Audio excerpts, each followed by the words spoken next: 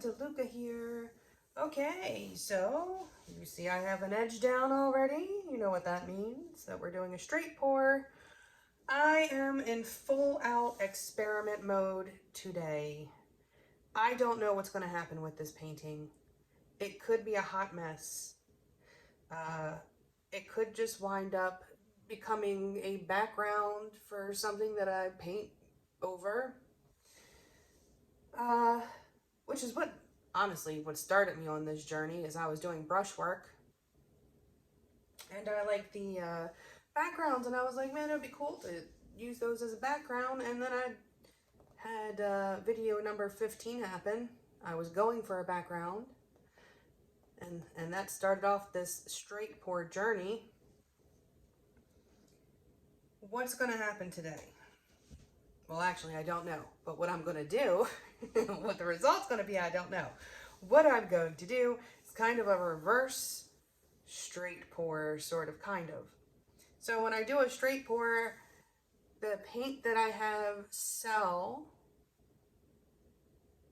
is generally in contrast to the paint that I have as my background. What I'm doing this time is I'm going to try to make the cells the same color as the background here, and then have these metallic blues popping up in between the cells, so it kind of looks like lightning, sort of, and sort of, kind of. So it would kind of look like a swipe, if you were to swipe a color over black, but with the formation of cells and not so uniform as a swipe. We'll see what happens. This is all about experimenting, right?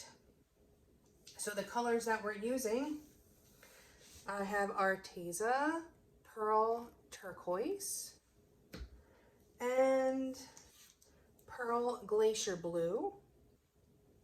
And these are going to be, hopefully, coming up in between the cells. I have DecoArt Satin Enamel in black. All of the satin enamels sell. There's something in these DecoArt paints, whether it's the satin enamel, the metallics, the ones that come in these jars, they sell. There's something in it. There's some kind of substance, oily type substance that rises to the top if it sits for a while. I'm just assuming that it's something in there.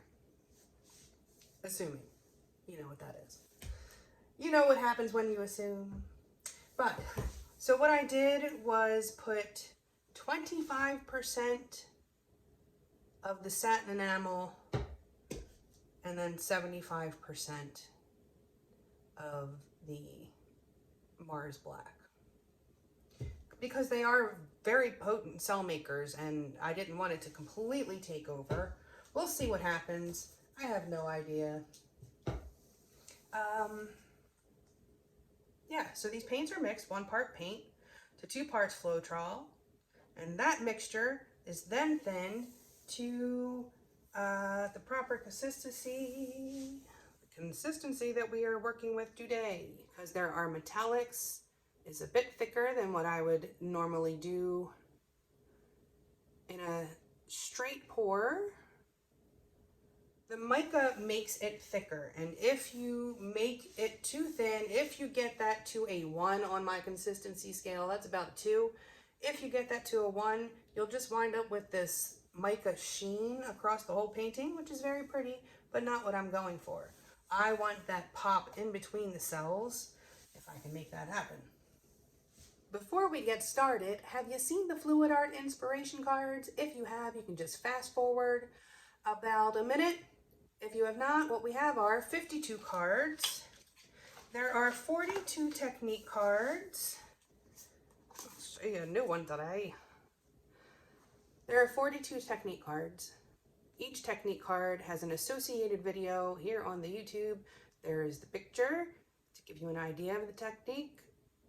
The little box has a tip in it for that particular technique, and there is a color palette at the bottom. These two boxes can be used together as a color palette. All of the information that you need regarding the exact brands, the paint colors, the consistency, the recipe is all in the video right there. There are also 8 bonus color palette cards. Each one has 5 palettes. You can use all of the colors or just some of the colors. Mix and match, choose a technique, choose a different color palette. Lots of different ways to use this, and also for more than just acrylic pouring. Anytime you need color palettes, you can just grab your inspiration cards. These are available at ginadeluca.net, and they are on sale until this COVID thing is over. All right, the first thing I'm going to do is lay down my base coat. My base coat is mixed thinner than the other paints. That is about a 1.5.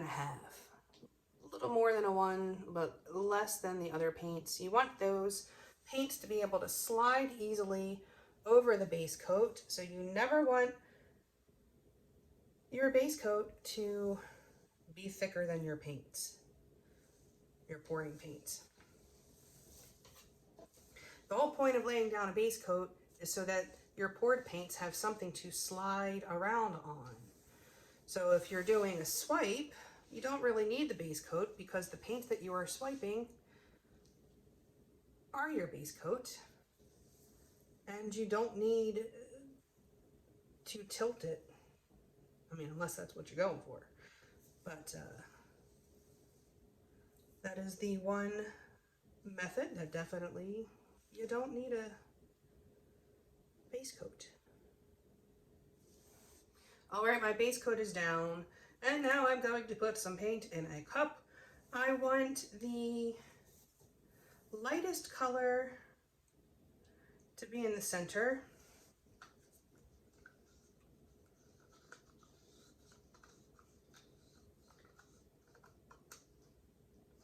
The color that you put on the bottom is going to be the last out of the cup, and so will likely be the center of your painting and the focal point. There's a little spot right there.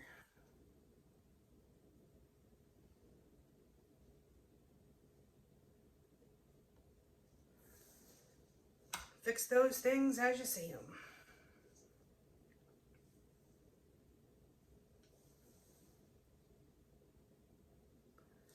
Okay, and now I'm going to do this darker blue, and these should just blend together and wind up being the background color in between the black cells, should this go at all as planned. All right, here goes nothing. And I'm going to pour this from up high and let it blend, because I do want it to blend a bit with those metallics and create some depth.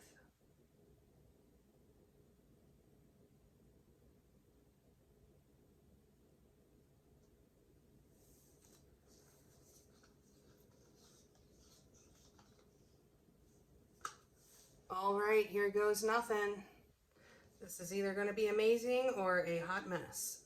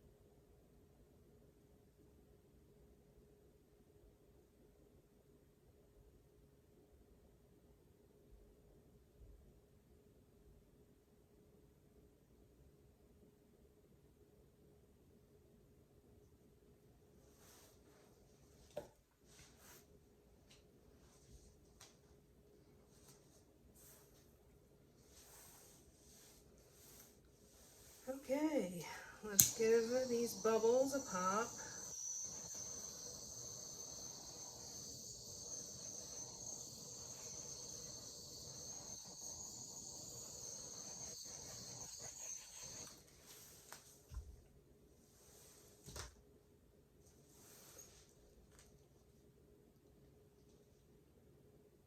All right, I'm going to come up to this corner first, because I think that's what's going to give me my cells. Actually, I'm going to grab my corner catcher.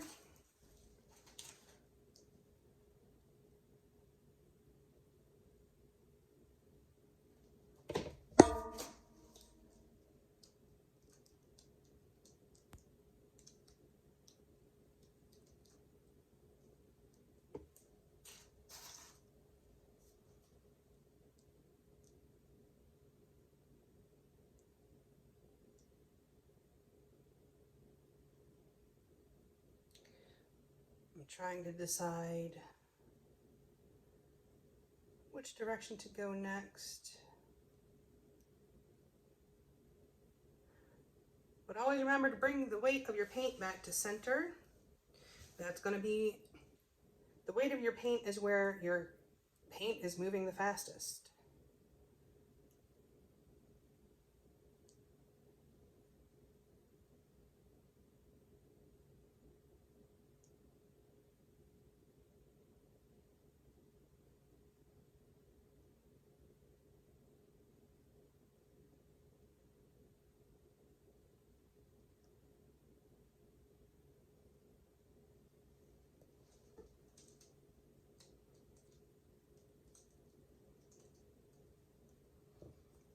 Wow, well, I could just leave it like that.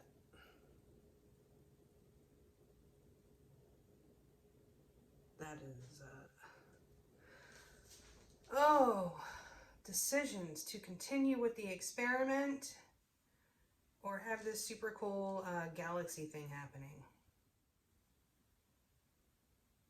It looks like the rings of Saturn. All right, I'm going for it. If I want to make another galaxy, I'll make another galaxy. I came here to experiment.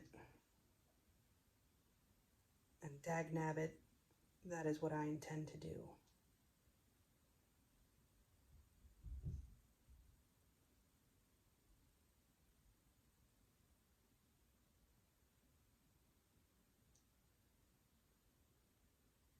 You can see, you can get pretty precise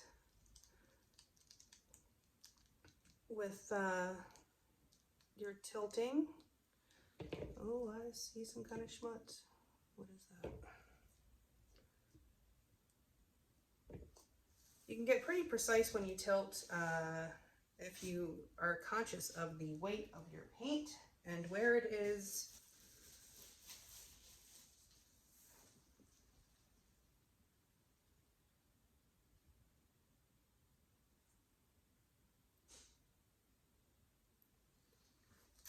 Oh, it might just be a thick piece of paint and I might not be able to do anything about it. So I kind of want to fix this little edge here. So I'm going to show you what I mean. The weight of my paint is now moving here.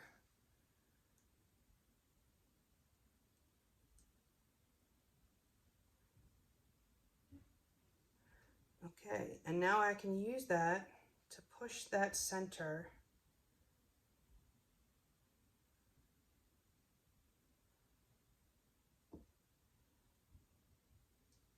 Without losing too much of anything else.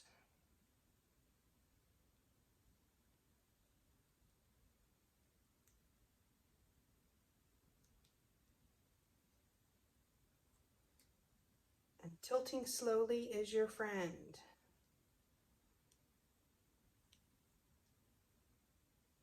When you're using Floetrol, you have a lot of work time. It is a work time extender.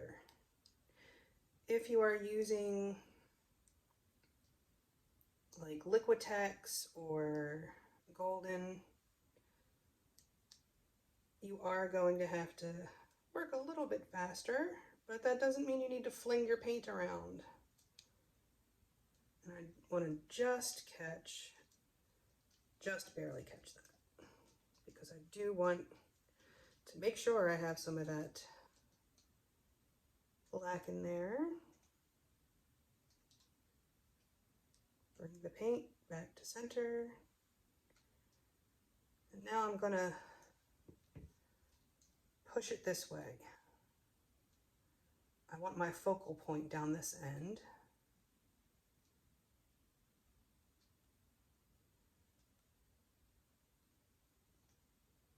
I also want to stretch it to give those black cells a chance to pop up.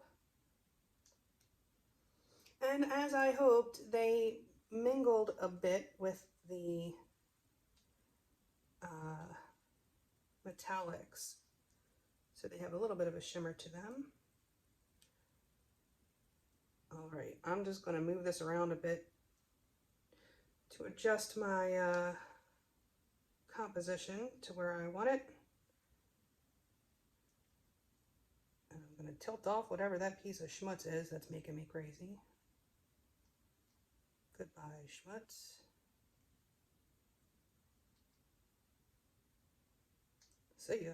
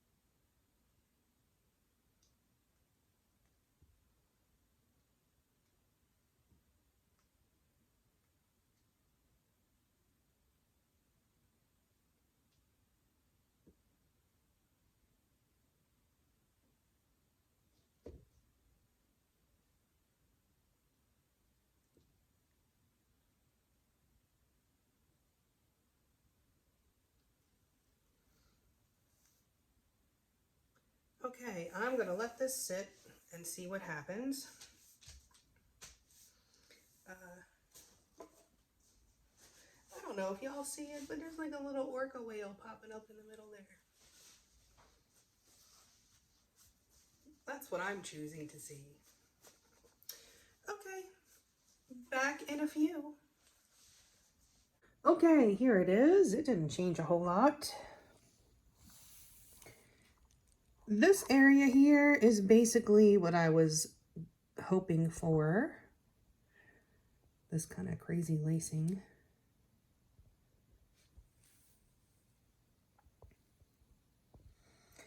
But I will say this is a striking piece. Unfortunately, the colors don't quite show up the way they should. I don't know if I can fix it. It's a very pretty shade of blue, both of them. This area here has a nice 3D looking effect. Looks like fabric. It's a very dramatic piece. Can y'all see the little whale poking out? And it looks like he's pushing making waves. I might have to do something with that. Perhaps, ooh, go back. These metallics really confuse the camera. Anyway, there it is. I will likely try this again and perhaps go a bit thinner and perhaps use a bit more of the satin enamel in the mix.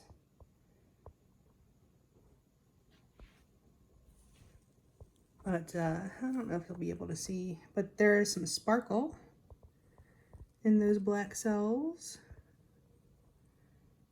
because it picked up some of the mica as it was going into the cup.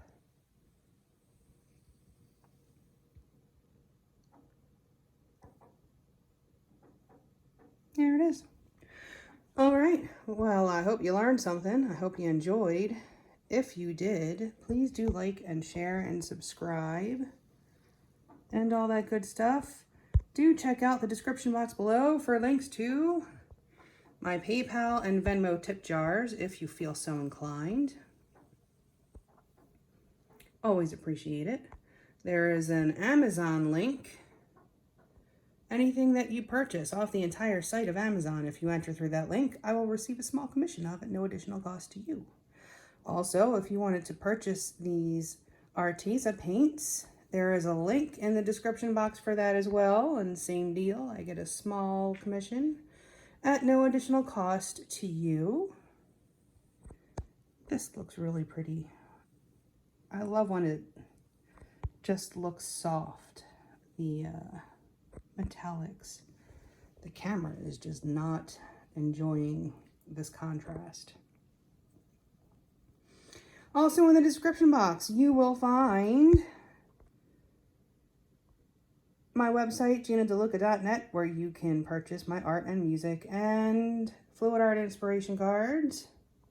And last but certainly not least, join our Facebook group. Go make some art, post your masterpieces, ask your questions, get some inspiration. This is my favorite part right here. I just love that. Love that part.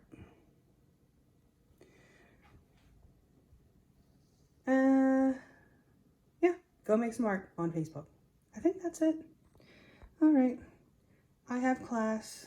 It's almost 7 o'clock. Still going to classes all day long. All right. I hope y'all have a beautiful day. Now go make some art.